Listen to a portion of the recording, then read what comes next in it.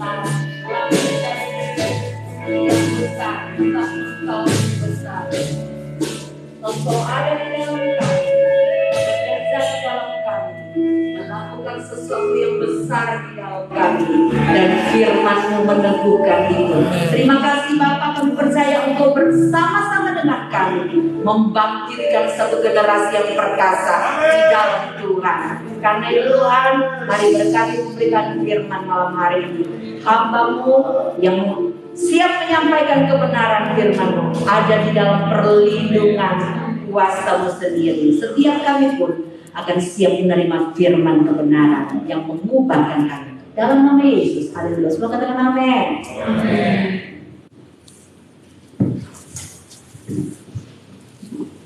Selamat malam dan shalom semuanya. Haleluya. Saya paling senang kalau diminta melayani remaja atau pemuda, ya, karena umur saya berkurang 1 tahun. Haleluya. Jadi saya tambah muda. Lihat semangat kalian luar biasa. Tapi coba bilang kanan kirimu, katakan kamu seperti Yesus. Bilang dulu. Ya. Dalam hal apa seperti Yesus? Dahulu, sekarang, sampai selama-lamanya keren. Ya. Bilang lagi, kamu keren seperti Yesus. Bilang gitu. Kamu keren seperti Yesus. Oke. Jadi saya berharap pemuda El Shaddai itu dahulu, sekarang, sampai selama-lamanya keren. Haleluya. Oke.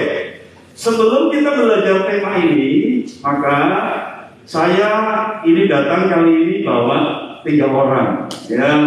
Saya akan memperkenalkan kepada kalian, walaupun mungkin beberapa kalian sudah kenal. Saya ajak mereka bukan karena mereka adik saya, ya. Mereka ini baru saja pindah dari Batu dan menempati rumah mereka yang di Kalinegoro. Mereka selama ini keliling kemana-mana karena tugas Pak Ari sebagai karyawan Armada Finance yang pindah dari satu tempat ke tempat yang lain. Tapi hari ini mereka sudah resmi kembali menetap di Kalinegoro. Dan mereka membantu pelayanan kami di GPDI Karisma Kalinegoro. Pak Ari dan Bunda boleh berdiri. Nah, ini suami istri, dua-duanya pembicara. Mereka punya ministry namanya Yayasan Jenius Cara Alkitab. Ya, nanti buka website-nya. Bu Grace sedang merintis TikTok dan malam ini juga di live TikTok ini saudara kalian. Haleluya. 1 bulan 1.200 followernya ya. Dan yang paling ngetren itu tepuk Yesus. Nanti cari TikTok tepuk Yesus itu nggak kalah viralnya sama Tuhan Yesus tidak berubah. Ya, rupanya berapa sekarang Ari?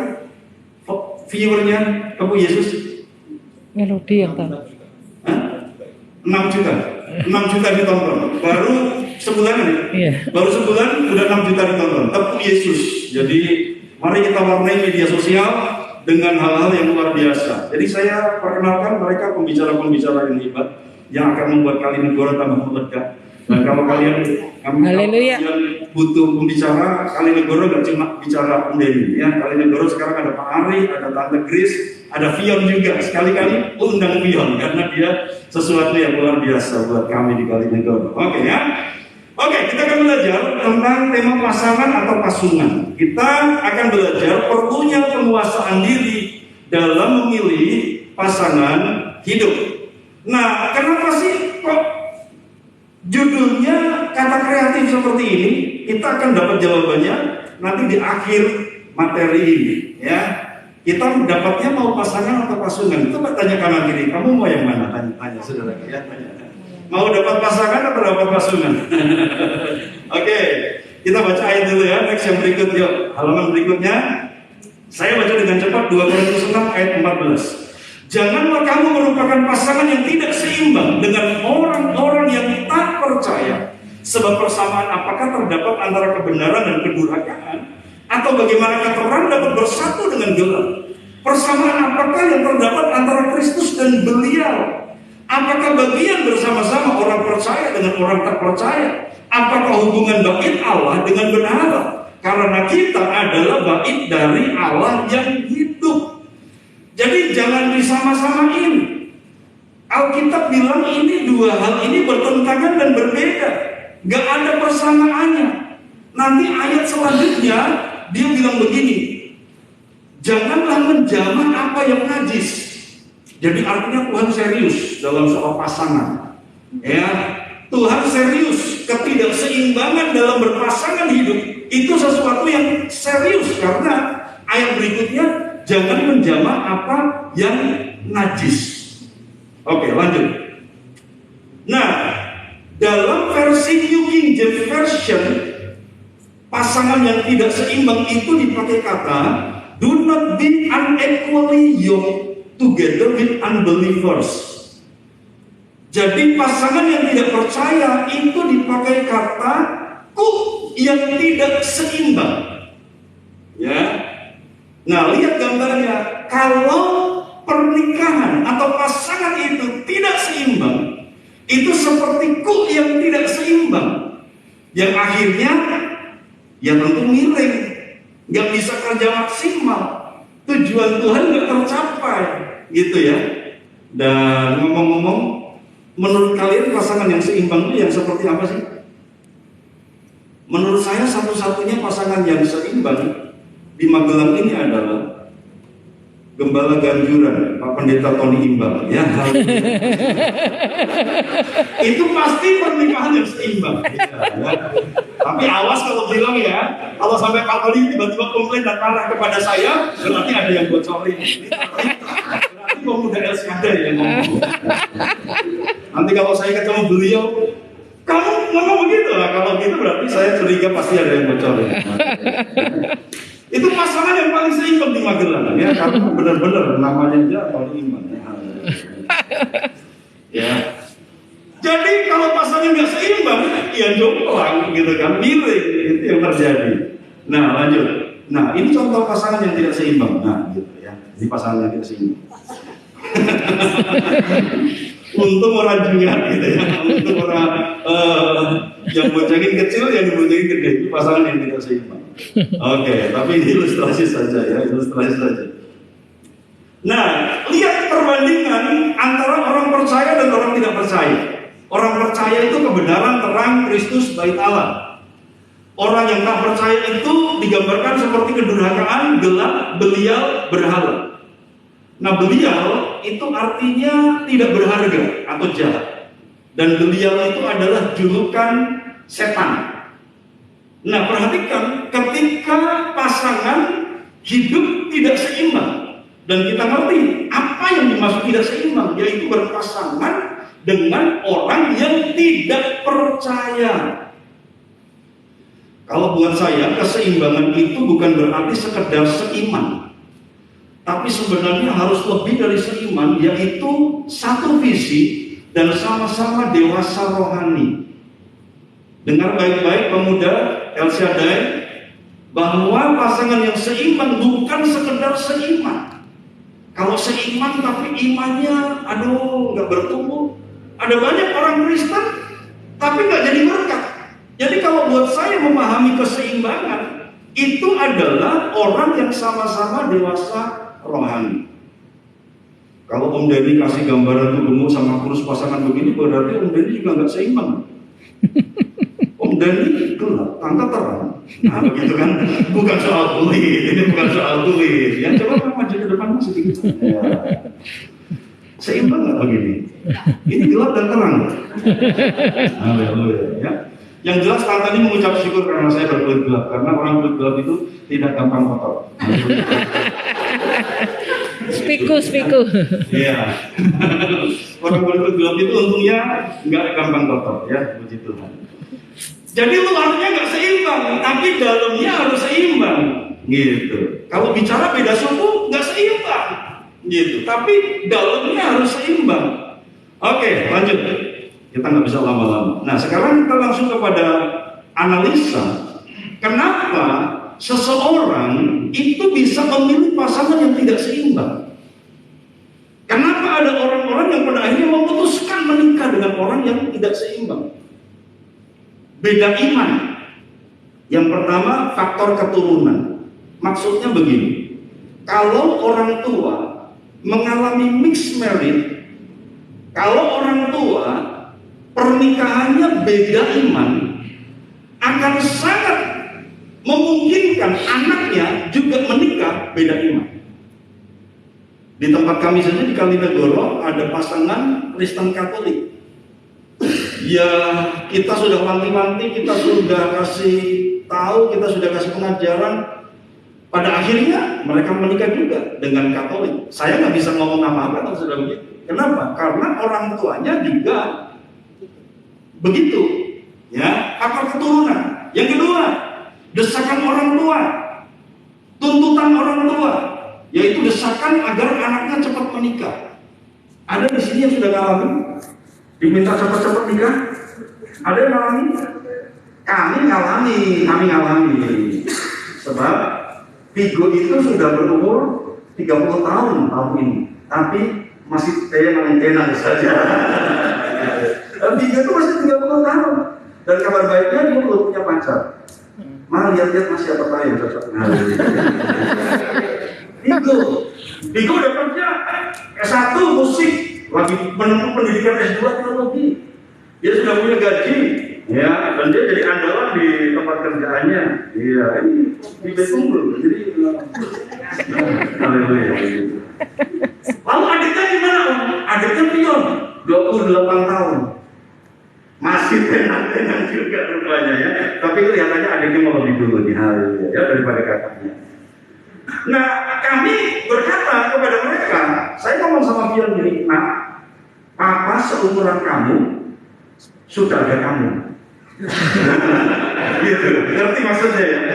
Vigo, apa seumuran kamu sudah ada kamu dan adik, kan gitu. Jadi kami sih memberikan masukan seperti itu, tapi kami nggak bisa nuntut. Nah, tapi beberapa anak mereka ngerti, tenang, segala sesuatu indah pada waktunya. Itu mereka kuat. Tapi beberapa anak yang nggak kuat didesak sama orang tuanya, kamu tuh sudah umur, kamu tuh sudah kerja, didesak, akhirnya nekat menikah dengan orang yang beda iman. Jadi hati-hati kalau nanti jadi orang tua, jangan nuntut, ya, jangan terlalu gencar menuntut anak untuk cepat menikah. Yang ketiga, paradigma umum. Paradigma umum itu artinya orang berkata kalau udah kerja cepat nikah. Sudah kerja udah nikah, cari apa sih? Jangan-jangan LGBT. Wah, itu kan. Itu paradigma umum.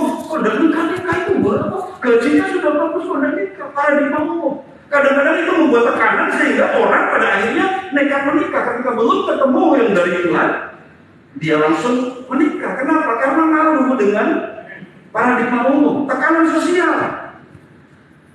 Tekanan sosial berkata kalau sudah kepala 3 harusnya udah nikah dong. Gitu. Itu tekanan umum. Kemudian yang nomor 5, gambar diri rusak. Itu bisa terjadi. Maksudnya gambar diri rusak itu begini.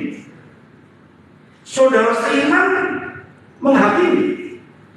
Makanya nanti kita belajar solusinya ya, supaya teman-teman kita atau kita tidak terjebak dalam pernikahan beda iman.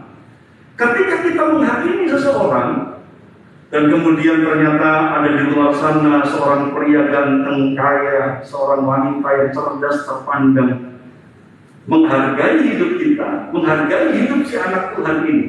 Di gereja, di komunitas rohani, dia dihakimi, dia dibully, tapi di luar sana dia dapat penerimaan. Gambar diri yang rusak ini seakan terpulihkan oleh cinta dari UCT. Gitu kan? Ternyata gambar diri yang rusak itu sepertinya dipulihkan oleh kehadiran kasih dari Mbak Manuna. Ya sudah ya. Jadi ini penting untuk kita mengalami pemulihan gambar diri.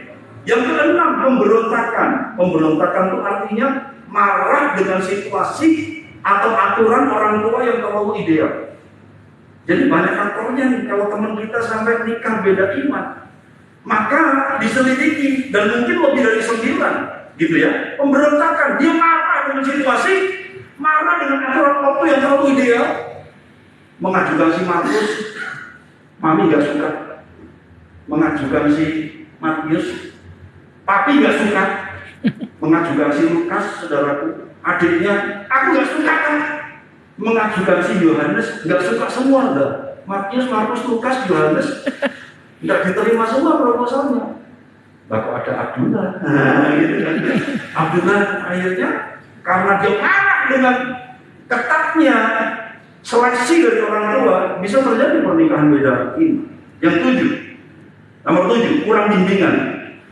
Jadi kalau kurang bimbingan itu artinya seseorang itu tidak tahu hakikat pernikahan Kristen.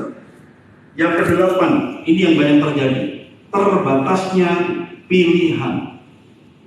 Habis gak ketemu sih om. Ya, kalau di dunia ini katanya wanita lebih banyak daripada pria. Jadi coba kalau sebelumnya pria bilang kamu malukan.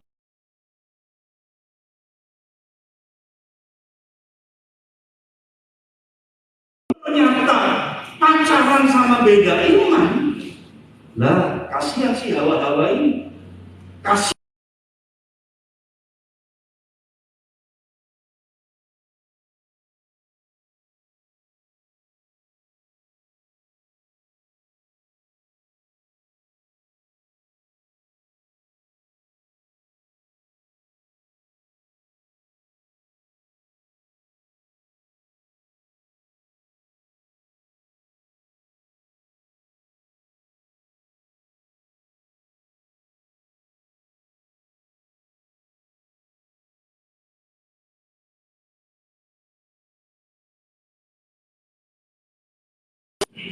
Stoknya terbatas. Dan yang nomor 9, penerimaan atau status sosial.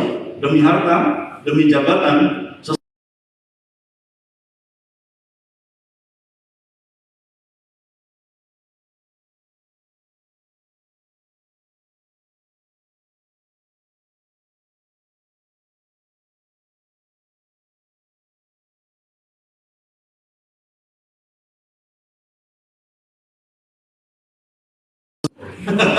Iya kan? Mulainya cinta itu karena kebiasaan, karena kulino. Tapi kalau Hawa bukan karena kulino, ada dan Hawa. Kita yang terserah jalan sama orang tua. Karena cuma karena itu. Nah, kadang-kadang ini belum pergi gereja. Ya orang Leo, gitu kan? Yang lain sudah punya pasangan semua. Gak ada Leo. Akhirnya karena keputusasaan, nekat nikah beda iman. Katakan sama-sama. Kita harus menguasai diri. Katakan. Kita harus menguasai diri. Lanjut yang berikutnya. Lihat, jangan diklik dulu ya. Jangan terkecoh dengan mixed marriage, pasangan yang campur, yang tidak seimbang. Jangan terkecoh. Kalau pasangan itu kelihatan harmonis, kadang-kadang terus cari pembenaran diri. Dia aja beda iman, dia nggak seimbang tapi harmonis aja kok. Papa mama saya beda iman tapi kelihatan baik-baik saja kok. Om saya nikah beda iman tapi kelihatan mesra kok. Klik. Yang terjadi sebenarnya adalah arahnya. Yuk kita nyanyi. Nah, apa kita baru nyanyi kan? Kalau dinyanyikan tidak usah ya. Nanti jadi nggak kudus mimbar ini. Tapi mau dibawa kemana hubungan ini? Gitu kan? Arahnya kelihatan harmonis, kelihatan mesra, kelihatan baik-baik saja, tapi arahnya tidak jelas. Lanjut yang berikutnya. Klik pertama atau 4 kali klik deh. Lihat ini ada 4 kali PHP. PHP pertama, kita nih ke KUA, habis nikah aku ikut kamu ke gereja. Ini biasanya PHP yang banyak dipakai sebagai senjata di luar sana. Gak apa-apa, kita nikah beda agama. Nanti aku ikut kamu. Ternyata setelah nikah, setelah dapat, bohong. Ya. Yang kedua, ikutin aja maunya ortuku. Kamu pasti jadi mantu kesayangan. Ada bela-bela jadi mantu kesayangan. Ini cuma maunya orang tuaku kok. Kalau aku benar, tapi kamu udah jalani aja deh pernikahan.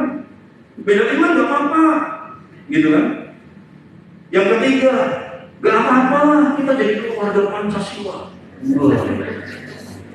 Ya, sila ketuhanan yang Maha Esa mengakomodir 5 agama. Jadi kita, karena kita NKRI harga mati, jadi kita bikin keluarga Pancasila. Wah, saudara, sepertinya benar.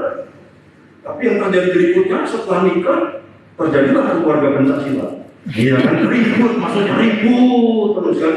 Bukan Pancasila tapi Pancasila, karena ribut, enggak sepaham. Gitu kan? PHP nomor 4. nggak apa-apa, kita beda iman. Nanti anak-anak biar ikut kamu. Kadang-kadang ini banyak nih sebelum nikah. Tapi setelah menikah, yang terjadi klik. Setelah nikah yang terjadi begini. Klik satu kali. Lain di bibir, lain di hati. Haleluya.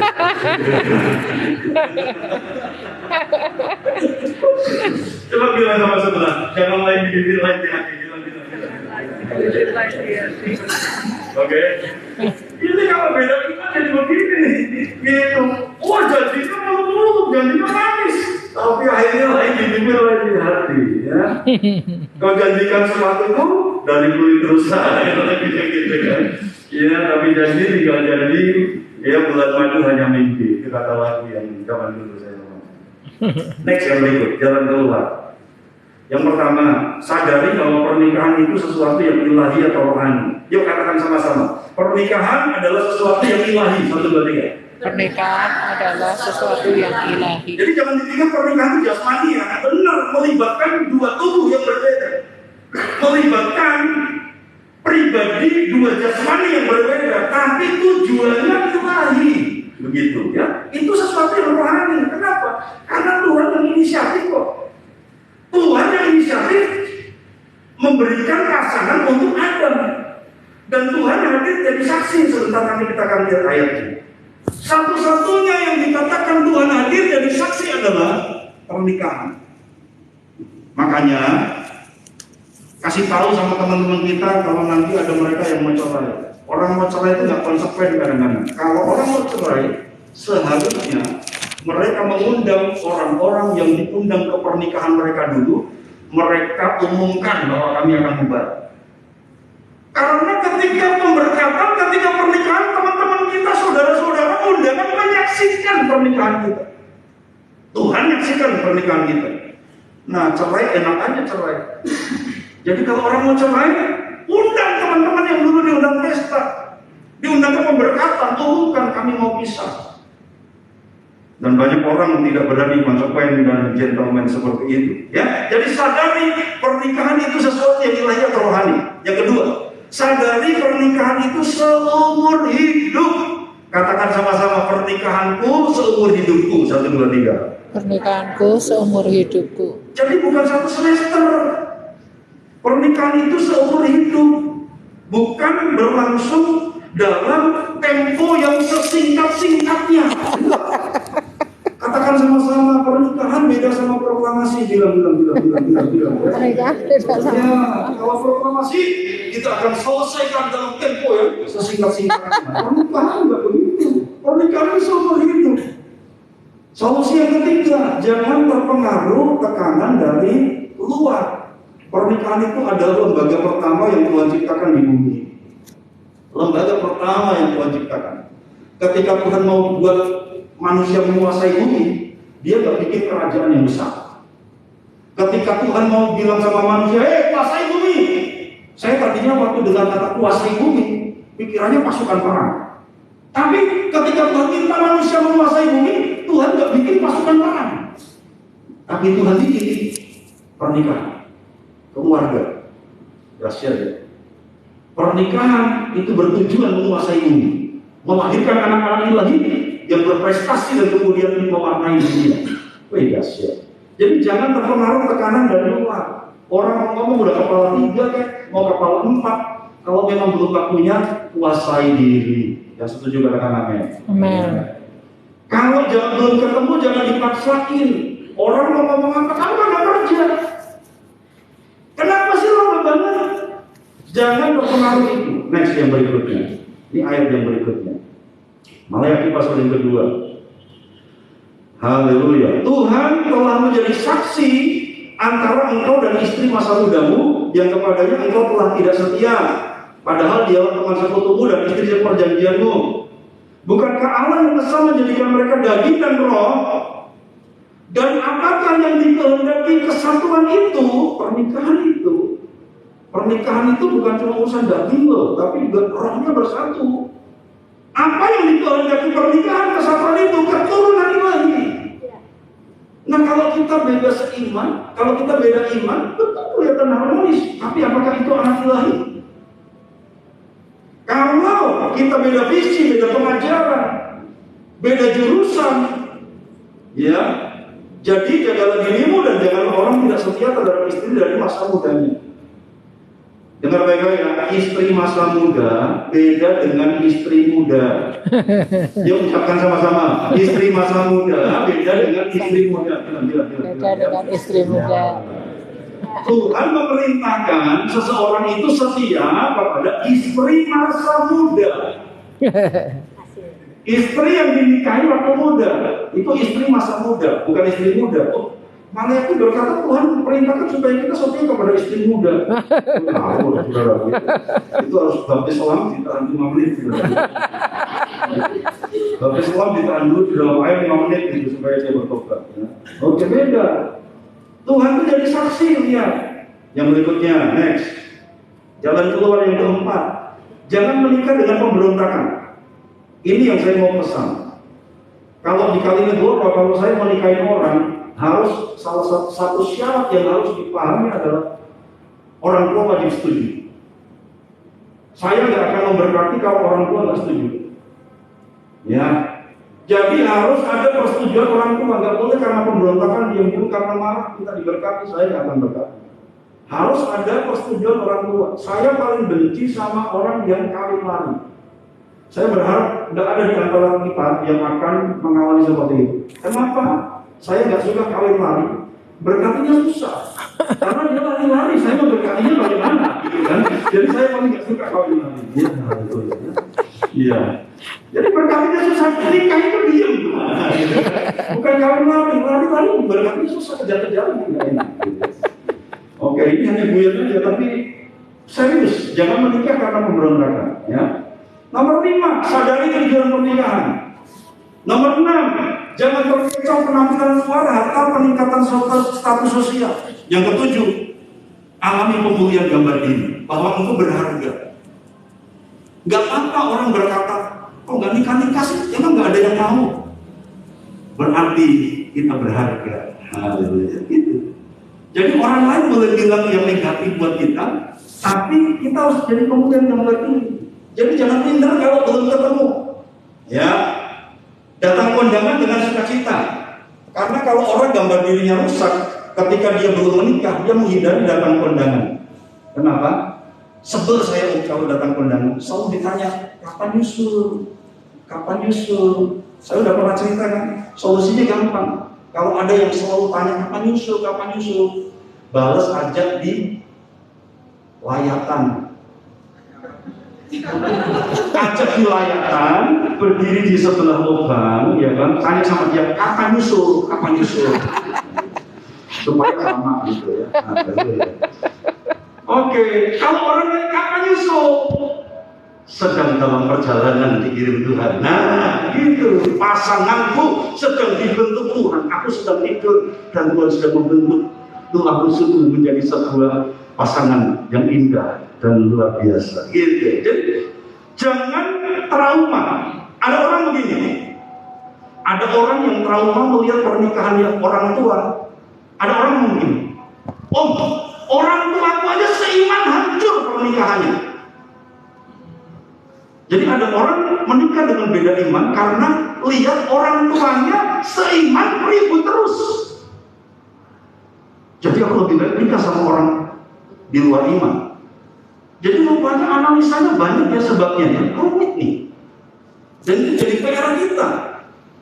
Orang tua seiman ribut, orang tua seiman cerai. Dan dia trauma, kalau gitu aku lebih baik nikah sama orang di luar iman.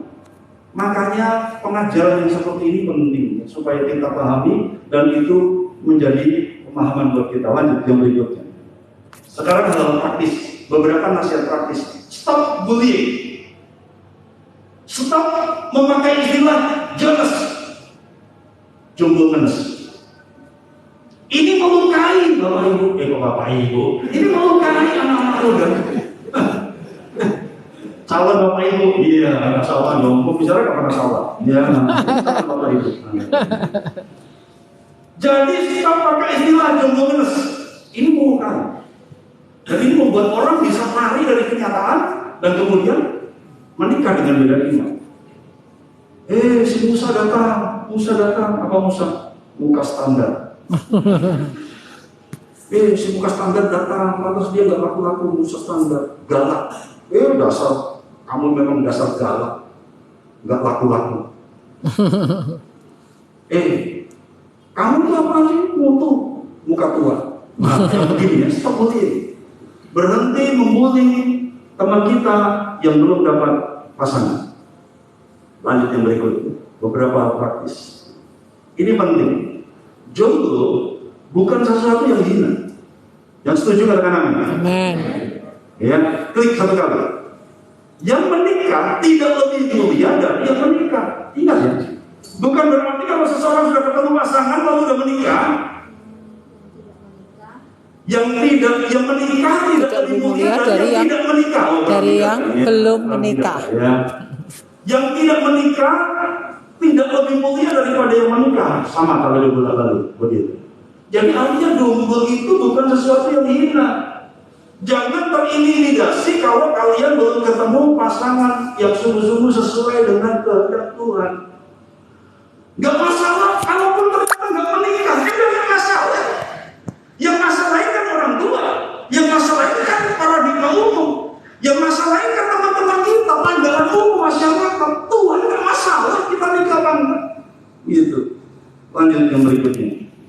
Lihat, jomblo from Nazaret. Pernah sadar Yesus juga jomblo? Hello, my name is Jesus. I'm single but I'm happy. Haleluya. Bilang sama saudara, menghina jomblo sama dengan menghina Yesus. Bilang. Hati-hati. Saya berharap paradigma kalian bergoncang, paradigma kalian berubah. Gak boleh saudara pakai istilah-istilah yang begitu. Gitu. Karena Yesus pun jomblo. Tahu Paulus itu perdebatan antara pernah menikah, tapi istrinya mati, atau nggak menikah. Tapi intinya Paulus itu sendirian ketika melayani Tuhan, jadi rasul. Dan dia berkata, lebih baik seorang diri. Karena aku bebas melayani untuk Tuhan, hidup untuk Tuhan. Aku nggak mikir istri. Orang yang nikah itu diberati dengan istrinya, diberati dengan suaminya, lebih baik sendiri. Tapi Paulus berkata, kalau nggak kuat daripada hangus terbakar hawa nafsu, menikahlah. Paulus berkata lebih free sendiri, tapi Paulus nggak anti pernikahan. Gitu. Paulus nggak free. Jadi banyak orang jomblo di Alkitab yang dipakai Tuhan luar biasa. Karena itu saya doakan supaya jomblo-jomblo menjadi seperti Yesus yang diurapi Tuhan. Haleluya. Puji Tuhan ya. Jangan terintimidasi. Don't worry, be happy. Lanjut yang berikutnya. Yuk baca sama-sama ya, ini 1, 2, 3. Gak ada istilah telat nikah. Gak ada. Di dalam Tuhan tidak ada istilah telat nikah. Yang setuju katakan amin. Amin. Jadi mau umur berapapun, gak ada istilah telat nikah. Telat nikah, istilah itu hanya terjadi kalau jam pemberkatan make up belum selesai. Nah itu baru namanya telat nikah, ya kan? Pendeta sudah berdiri di altar 1 jam, make up-nya belum jadi, saudaraku ya. Pendeta sudah nunggu pujian, sudah diulang berapa kali, saudaraku. Pengantinnya baru raut. Nah, itu banget tadi. Bagian udah mulai pengantinnya baru cuci muka. Waduh, ini baru namanya telat nikah. Tapi kalau umur nggak ada istilah telat nikah itu, nggak ada. Jadi pede aja lebih. Lanjut yang berikut. Jika tidak menikah itu memunculkan persoalan, ketahuilah ya anak-anak muda, bahwa menikah juga memunculkan persoalan.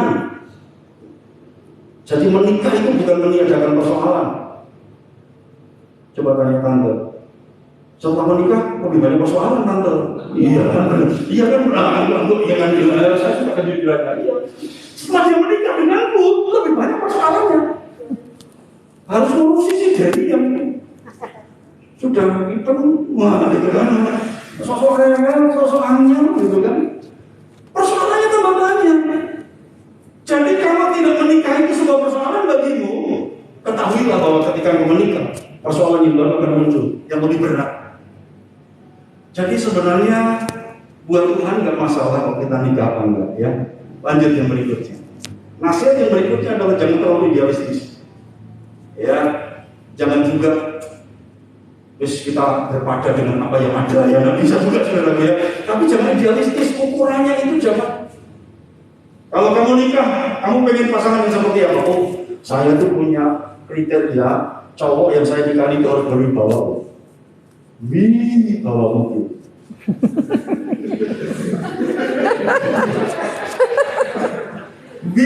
Bawa iPhone, gitu kan? Bisnisnya besar. Wah, itu berwibawa. Oh, keren kan? Nanti saya tanya cowok, cowok, kamu nanti calon istrimu karakteristiknya seperti apa? Oh, saya mau seorang istri, seorang wanita yang berkepribadian. Maksudnya punya mobil pribadi, punya rumah pribadi, cuma punya deposito pribadi, itu kurang punya pribadi ya. Jangan terlalu idealis. Kalau tante idealis, dia akan cari yang lebih ganteng dari saya. Iya, betul. Haleluya. Tapi inilah kehendak Tuhan. Gitu. Mau idealis, inilah kehendak Tuhan. Jadi sama mereka aja juga. Haleluya, puji Tuhan. Jadi jangan terlalu idealis. Haleluya. Kulit nggak bisa diubah, tapi hati bisa diubah. Itu. Saya dulu nggak bisa dandan anjing, ini nggak bisa, itu gara-gara tanggal. Jadi saya dulu traffic light, gitu kan, merah, kuning, hijau. Itu dulu saya gitu. Saya jadi bisa matching begini gara-gara dapat istri yang modis begitu. Ya, haleluya. Jadi buat dia musibah, buat saya mujizat. Haleluya. Enggak. Itu ya, itu dia. Tuhan yang mempertemukan kami dan kami bahagia. Ya, haleluya. Puji Tuhan. Walau banyak persoalan, walau banyak menerpang, kita jalan terus bersama dengan Tuhan. Ya, oke, kita begini. Next. Nah, perlu setiap kita untuk selalu minta covering pemimpin rohani. Jadi kita terbuka lah ya. Kalau kalian nggak mau, tante, aku kok nggak ketemu ya, sama tante susah, kamu pembina rohani, sharing lah, minta blessing lah. Ya, tante, aku di kantor itu ketemu sama teman tapi kok beda iman. Saya mau ngomong kalau ditanya boleh nggak pacaran beda iman? Kalau saya bilang nggak boleh, itu juga nggak fair sebenarnya. Tapi kalau saya boleh dengan catatan, jangan keburu-buru nikah. Artinya, siapa tahu sih si orang ini bisa sungguh-sungguh percaya. Artinya, nggak boleh cepat-cepat nikah. Begitu kenal, kelihatan baik, kelihatan setia, kelihatan kaya, langsung dapat nggak boleh. Tapi kalau dia benar-benar melalui pengujian, makanya minta covering pemimpin rohani, tante. Ini sebenarnya belum percaya nih. Kak, ini sebenarnya belum percaya. Tapi tolong dibimbing, tolong diuji, ajak ke gereja. Walaupun beberapa kasus juga berkata itu hanya kamuflase, itu hanya modus, bisa. Makanya perlu pemimpin rohani. Pemimpin rohani itu bisa ngerti ini orang modus atau sungguh-sungguh mau percaya Yesus. Satu kali saya menolak pemberkatan karena si prianya itu nggak mau percaya Yesus. Aku mau ikut dia, Pak. Tolong dibaptis, kan sebelum nikah dibaptis dulu. Nah, ketika baptis harus ada pelajaran baptis. Saya berkata, kamu mau nggak terima Yesus, percaya dia? Enggak, saya beda iman. Sudahlah Pak, yang penting kami diberkati, kami dapat surat, apa saja syaratnya kami penuhi. Nggak bisa. Saya bilang kalau di sebelah sekedar mengucapkan kalimat tertentu sah. Di Kristen nggak boleh begitu. Di Kristen orang percaya Yesus itu bukan sekedar dibaptis, tapi harus dengan sebuah keputusan dan pengenalan dan kedalaman iman. Jadi perlu covering ya. Ketika ternyata aku dekat dengan seseorang yang beda iman, minta covering, jujur sama pemimpin rohani. Dia akan bimbing, dia akan doain, dia akan pantau, dia akan zoom untuk melihat dan memantau, mengawasi ini kehendak Tuhan apa enggak, sungguh-sungguh atau pura-pura. Itu yang perlu. Lanjut. Apa yang gereja bisa lakukan? Ya. Yang pertama doa, ini sudah pasti. Pengajaran seperti ini, pengajaran, oke? Yang ketiga, membuat event berkolaborasi dengan tubuh Kristus yang lain. Mengatasi apa? Mengatasi stok terbatas tadi. Jadi kalian buat retreat, berkolaborasi dengan tubuh Kristus. Undang GPDI kalian dorong. Oh, kamu dapat LCD mau bikin retreat om. Gitu. Ini retreat khusus untuk bicara soal pasangan hidup. Jadi kami ngajak di PDK Negoro untuk ikut training kami. Yang masih jomblo kami gratiskan loh. Misalnya gitu, kan misalnya gitu. Jadi khusus untuk yang jomblo digratisin. Jadi orang baca itu acara gitu. Saya kasih ide. Ya. Ngomong-ngomong di Kali Negoro ini ada beberapa yang butuh pasangan hidup. Mau dari umur 30 sampai 60 ada yang butuh pasangan hidup. Ada bapak-bapak kaya di Kali Negoro. Iya, bapak-bapak kaya, benar kaya. Gitu, 60 tahun. Dia bilang sama Pak Gembala, saya mau cari yang 30 tahun. Ini saya sampaikan kepada kalian, siapa tahu ada 30 tahun di sini yang mati sama Jemaat Kali Negoro. Iya. Kalau mau. Iya. Jadi buat Ivan berkolaborasi dengan Tubuh Kristus. Yang keempat, jadilah brother atau sister keeper. Jadi kita saling pantau teman kita. Jadi kalau dia nggak dapat pasangan, doain. Bukan dibully, dasar kamu kuper sih.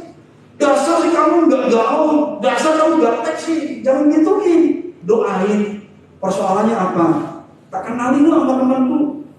Lo macam itu Alkitabiah sebenarnya ya. Asal dengan cara main yang penuh etika. Gitu.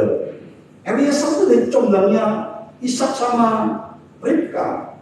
Ya gitu ya. Jadi brother sister keeper, saling jaga satu dengan yang lain. Ditanya, kamu udah punya pasangan nggak?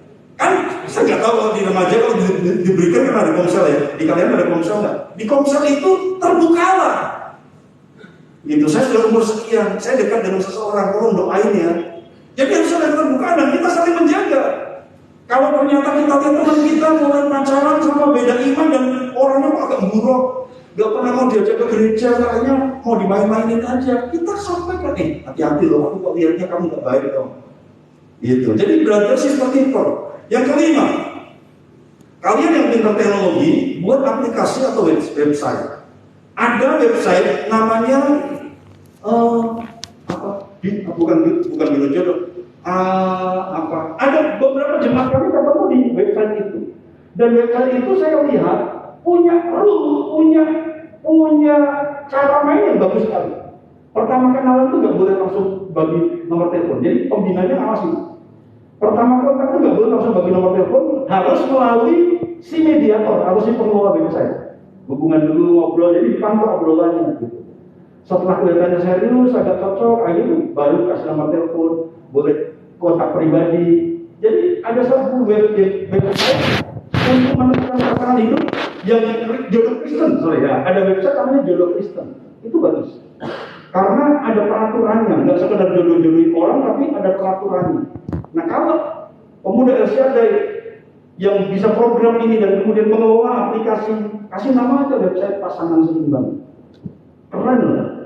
Kalau kita punya aturan lain, kemudian kita jaga mereka, kita berhak memutuskan dan kita berhak tidak mengaksesi hubungan itu, keren.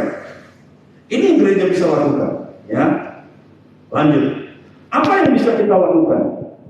Yang pertama, lihatlah sebanyak-banyaknya. Yang nomor 2, kuasai diri untuk menentukan pilihan. Dan nomor 3, pilihlah satu sesuai kehendak Tuhan. Lihat sebanyak-banyaknya boleh, ya. Tapi kuasai diri. Jangan cepat-cepat. Jangan menjadi pria keong racun. Tahu keong racun ya? Dasar kamu keong racun. Baru kenal sudah. Nah gitu ya, keong racun. Baru kenal sudah ngajak tidur. Katanya itu ada lagi yang begitu. Jadi jangan kasar. Kuasai diri sebelum menentukan pilihan, kuasai diri sebelum melangkah dalam pernikahan, pilih satu sesuai dengan kehendak Tuhan. Ya, kesimpulan, bagian terakhir. Tuhan kita Tuhan yang seimbang. Dia ciptakan banyak hal yang berpasangan. Terang, gelap, darat, laut, matahari, bulan. Ngerti ya? Binatang diciptakan berpasang-pasangan. Ya. Banyak dia ciptakan dalam Kejadian 1 itu pasang-pasangan sebenarnya. Itu membuktikan Tuhan seimbang. Dan kemudian dia ciptakan penolong yang sepadan untuk Adam. Artinya dia mau pernikahan yang seimbang. Next, klik satu kali. Ini judul kita tadi. Jika tak seimbang, pasangan justru bisa jadi pasungan. Jadi kalau kita salah menikah, bukan pasangan yang kita dapat, tapi pasungan. Tante Grace, saya minta closing 2 menit sebelum kita selesai. Pemain musik, mari siap-siap maju ke depan. Tante Grace akan closing 2 menit. Halo. Ya, puji Tuhan, saya sangat terberkati sama firman Tuhan hari ini. Saya diberi waktu 2 menit untuk closing, teman-teman. Ketika saya membaca satu tema ini, jika tidak seimbang pasangan bisa jadi pasungan, saya berdoa apa yang mau saya sampaikan dalam 2 menit ini. Saya dibawa kepada Ibrani 11 ayat 1. Iman adalah dasar dari segala sesuatu yang kita harapkan dan bukti dari segala sesuatu yang tidak kita lihat. Kalau Alkitab berkata iman adalah dasar, saya menggambarkan iman itu adalah seperti fondasi. Kalau fondasi kita dengan pasangan kita nggak sama, bayangkanlah kalau bangunan gereja ini semisalnya di bagian dibelah jadi 2, kanannya ini fondasinya batu, kirinya fondasinya pasir. Ada bisa membayangin nggak? Kalau ada hujan, ada badai, ada angin topan melanda, bangunan itu tidak akan bisa bertahan menjadi satu bangunan yang utuh karena fondasinya yang tidak sama. Bagian Alkitab di awal tadi dibaca terang dan gelap tidak bisa disatukan, tetapi kalau kita bicara tentang iman yang nggak sama, itu juga bisa dibayangkan seperti bangunan dengan fondasi yang tidak sama. Fondasi yang tidak sama. Fondasi memang nggak kelihatan ya, cuma di bawah tanah begitu, tetapi bangunan di atasnya kualitasnya juga tidak sama. Saya pernah pacaran dengan orang yang nggak seiman. Sebagai pacar pertama saya waktu SMP, kan bandel sekali ya, anak pendeta tapi ancur-ancuran ya. Bapak saya pelayanan di Pegunungan Tengger. Saya pernah nikah sama orang yang nggak seiman. Cuma tetangga di sebelah rumah saya sudah nggak seiman, udah dia juga cuma nggak berpendidikan, pengamen gitu-gitu ya, cuma buang-buang waktu untuk ngamen-ngamen, untuk mabuk-mabuk dan seterusnya, saudara. Hati orang tua saya hancur gitu ya, dan saya dilarang keras untuk ketemu dia lagi, suruh putus. Untuk menyampaikan surat putusnya itu kakak saya nganterin saya untuk nganterin surat itu, dan saya memutuskan taat pada orang tua saya untuk putus ya. Seandainya saya nggak taat, saya nggak akan berdiri di sini saat ini. Seandainya saya menikah dengan orang itu, saya sudah nggak tahu, saya berada di tempat yang sunyi. Saya sudah terhilang jauh dari hadapan Tuhan. Kalau saya mengingat masa lalu, saya sangat bersyukur banget punya orang tua yang cerewet, punya orang tua yang tegas, punya orang tua yang melarang, punya orang tua yang mencucurkan air mata untuk mendoakan saya. Percayalah, sisa umur hidup kita tuh jauh lebih panjang kalau kita diberi Tuhan umur sampai 70, kalau kuat sampai 80, dibandingkan dengan saat kita menikah tuh. Misalnya kita menikah di umur 25, sisa waktunya ke 80 itu masih jauh. Itulah sisa waktu yang akan kita habiskan bersama dengan pasangan kita. Itulah sisa waktu yang akan kita habiskan dengan anak-anak kita. Dan kalau sampai anak kita itu dididik gak sesuai dengan iman kita, aduh miris ya, hati kita rasanya kayak sedih gitu ya. Itu yang mau saya sampaikan sebagai closing. Ingat bahwa iman adalah dasar. Kalau kita punya dasar yang sama-sama percaya Yesus, saya percaya bangunan kehidupan rumah tangga kita dengan pasangan kita akan jauh lebih kokoh, akan jauh lebih berqualified, akan jauh dipakai Tuhan sebagai pasangan yang memuliakan nama Tuhan. Lebih dalam lagi, satu pasangan yang seimbang juga adalah kalau punya visi yang sama. Mungkin setengah menit terakhir saya dengan suami saya, kami menikah, kami sepadan, kami seiman, kami juga punya latar belakang yang mirip, sama-sama dari keluarga pendeta, sama-sama dari keluarga sederhana. Tapi tahun-tahun awal pernikahan kami sampai 20 tahun pertama, kami berbeda visi. Suami saya visinya adalah di perusahaan, meraih karir setinggi-tingginya, sementara visi saya adalah saya serahkan hidup saya untuk melayani Tuhan. Tidak saling bertentangan, tetapi tidak saling mendukung ya, gimana ya? Tidak saling bertentangan karena iman kami sama, tapi visinya tuh belum nyatu gitu. Sampai di satu titik suami saya rindu Tuhan, aku kepengen sama suami istriku tuh kami visinya bisa menyatu. Nah, 9 tahun terakhir ini Tuhan mulai pelan-pelan menyatukan visi kami sehingga kami ada di perahu yang sama. Itu beda banget keindahannya. Yang dulunya kami sering salah paham, sering cekcok gitu ya. Sekarang ini kami kalau ngomong cepet klik, cepet nyambung gitu ya. Itu aja kami yang seiman ya. Apalagi kalau yang nggak seiman itu saya nggak bisa membayangkan bagaimana kita tuh ada di dua perahu seperti ini. Perahu yang ini kesini, yang ini kesini pasti akan terbelah di tengah. Baik, itu doa untuk saya serahkan. Yuk kita sama-sama berdiri. Aku punya Tuhan yang besar, yang telah berjanji dan sanggup menggenapi imanku bersepakat percaya kuasanya. Ku terima sekarang kemenangan darimu. Aku punya Tuhan yang besar, yang telah berjanji dan sanggup menggenapi imanku bersepakat percaya kuasanya. Ku terima sekarang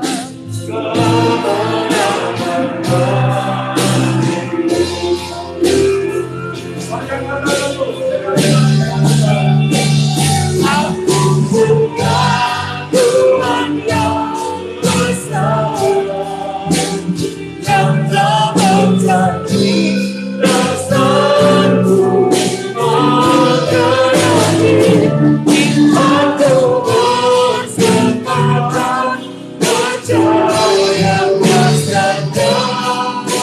Ku terima sekarang kemenangan darimu. Ku terima sekarang kemenangan darimu.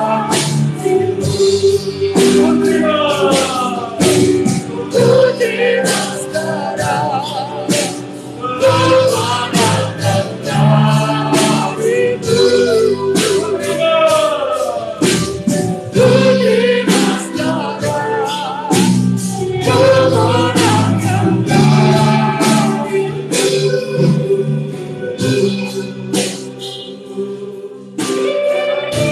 Apakah ada di antara kalian yang sedang merasakan sakitnya ketika melihat ini? Sakitnya ketika berdimpul ini, sakitnya ketika engkau direndahkan.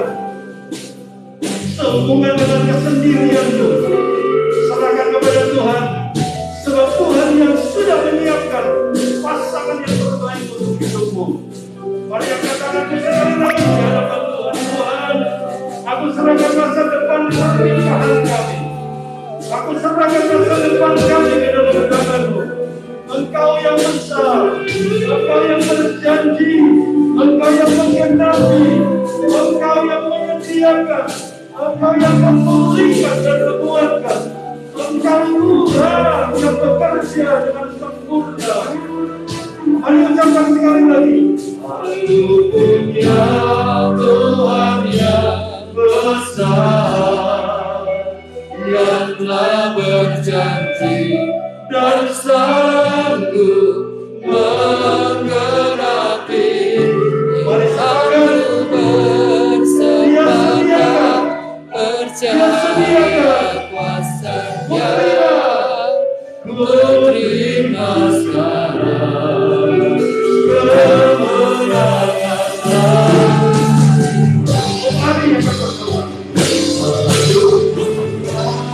Tuhan yang besar,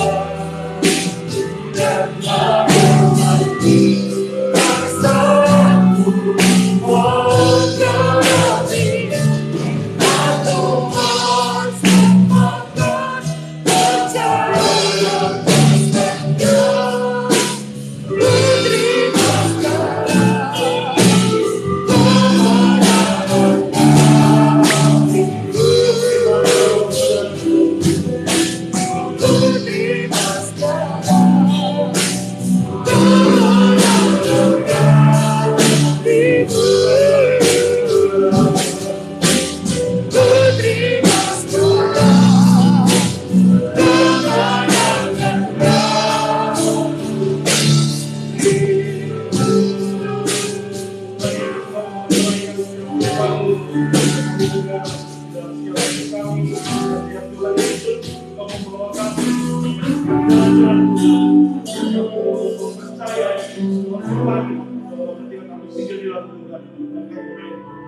mengingat firman-Mu dan berfirman menjadi rema dalam setiap hidup kami. Tuhan Yesus akan mengerjakan sesuatu yang besar. Dan ketika kami boleh hidup di dalam Tuhan dan kami boleh menjemputkan keturunan lain, kami yakin dan percaya Tuhan Kau bersenangkan kami. Terima kasih Tuhan Yesus, terima kasih. Jadikan setiap kami orang-orang pribadi-pribadi yang mempersiapkan generasi ke depan kami. Jadi generasi-generasi ilahi yang sungguh percaya pada Tuhan dan setiap hidup kami jadi contoh untuk orang sekeliling kami. Terima kasih Tuhan Yesus, terima kasih yang menyerahkan seluruh kami yang sudah dengar firman Tuhan dan mengimaninya, firman Tuhan menjadi sesuatu yang nyata dalam hidup kami. Terima kasih dalam nama Tuhan Yesus. Setiap kita yang percaya, kita disertai Tuhan dan kita akan hidup semakin hari semakin mengenal Tuhan dan memiliki firman ilahi. Amin.